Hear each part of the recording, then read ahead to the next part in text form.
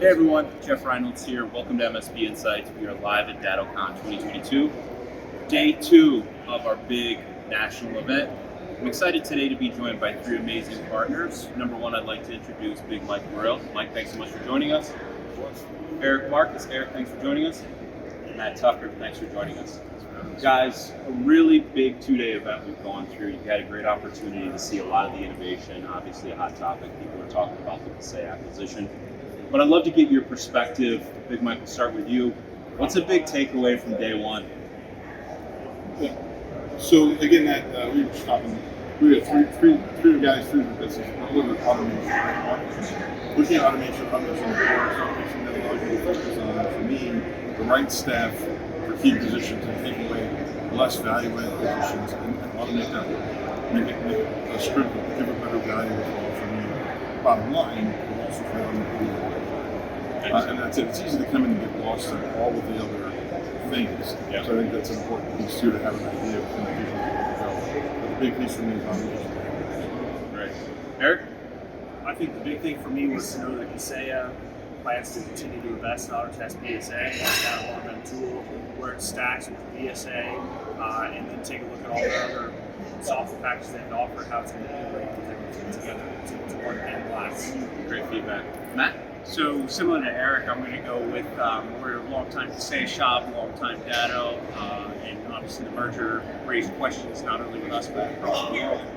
This is a great reassurance here to see the executive level that is truly still committed to all the product lines, hearing what we have to say. I've had some amazing meetings one-on-one, and it's not lip service. I'm getting real feedback, real information, and real dedication to all the product stack. So that's been the biggest exciting part.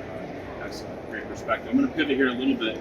Get away from technology, get away from automation and product integration. Let's talk a little bit about thought leadership in the business.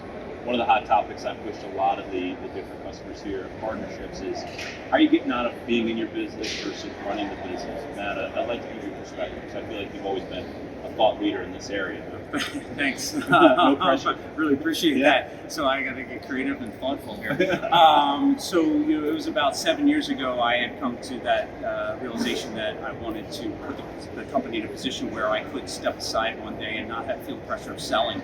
So I started the path of building a leadership team, sort of a leadership team of 5, and young go-getters, had the skill set, base skill set that I needed, and just worked with them, gave them the tools, gave them the support, and we've been very, very successful with it. So I'm pretty much removed from the day-to-day operations of the organization.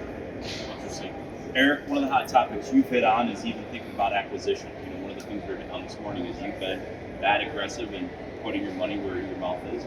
Thinking about how do I add a couple businesses, but tell us a little bit about that. I think a lot of people are talking about acquisition, VC firms, PE firms coming in and helping absorb and build a better EBITDA or bigger picture, right, for a bigger sale. Especially now that all these products are starting to integrate, it makes life a lot easier. If we were to buy a company that used the Passay brand products, we can easily roll those up into an AutoTest PSA or a Datto RM or something like that. So having the technology here, knowing that it's going to integrate together, makes acquisitions actually a lot easier for us. We've done 2 or 3 in the past couple of years, and before it's been a challenge because they've had different platforms. It's hard to export data and move it around. Now that we know it's going to roll together, it makes the idea of acquiring more companies a little more exciting for us. Excellent. And then Big Mike, you're in another unique position. One of the conversations you and I have had a lot is around growing your territory, right? Getting outside regionally where you are now, starting to move a little bit to the east, thinking about moving west, but where's your head at right now around growth? Well, and then the line too of working on your business versus being in the business. The biggest decision I think is a lot of MSPs start with tech. I was a tech once. And until you make the conscientious decision, are you going to stay at tech, or you're going to become an owner of a business out there, step out of the door, I didn't make that choice. So we did that, and that's allowed me to move off and on the business function, focus on the vision for where to go. As far as growth goes, it's very good acquisition. There's a limit of tech talent. We talked a little bit about the maturities of our different markets, so our markets are very different. But in my market, there's a very limited amount of talent. And so it's almost easier for me to look at a smaller business that I can absorb and pull that talent in to my pool and grow that way. And I think it's the profitability I need over behind the scenes. Excellent. Big Mike, Eric, Matt, thanks for hanging out.